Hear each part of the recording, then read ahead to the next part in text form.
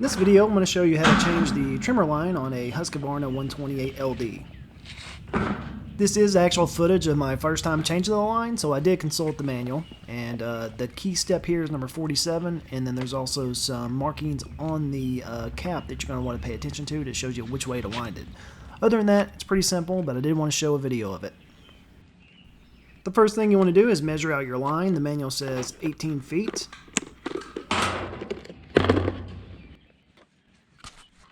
The Husqvarna 128 LD does come with a T25 trimmer head, and it's held on with these two clips here, but it's a little bit hard to take off with just one hand, so I'm going to put the camera down here. But once you have two hands, it's fairly simple to take off. Just squeeze in the clips, and the head slides right off.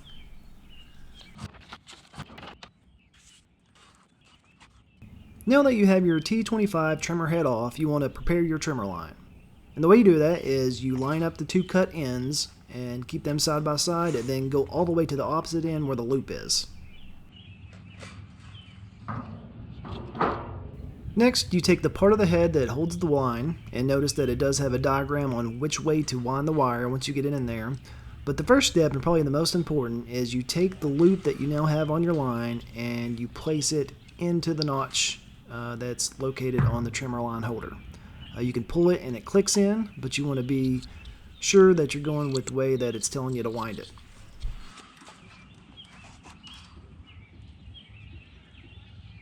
I didn't do a great job of showing the detail here of winding the wire and then also what to do after you wind the wire, so I'm going to cut to a different clip of just a couple of days ago when I changed the line for the second time.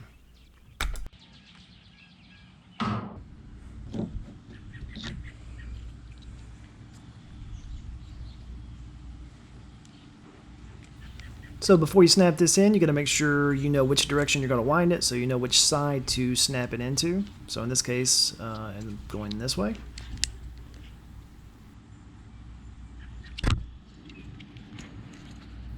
And as you're feeding the line, you're keeping each section of the line in its own little tracks, and try not to crisscross that much because it does affect how the line comes out. So you want to kind of keep it as straight as possible.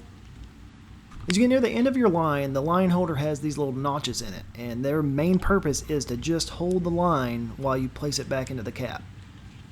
The one thing that always threw me off is that this bottom, I guess, line here has to cross over the top one, but that is the way you do it.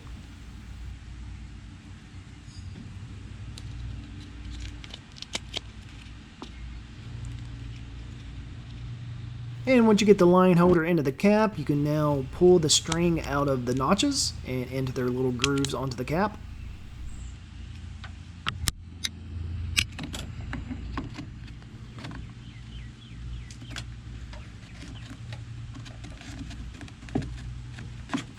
And then once you replace the head, you're finished. One step I didn't show here that you probably want to do is measure your line up against your blade there and go ahead and snip off the excess. Then after that, you're ready to go.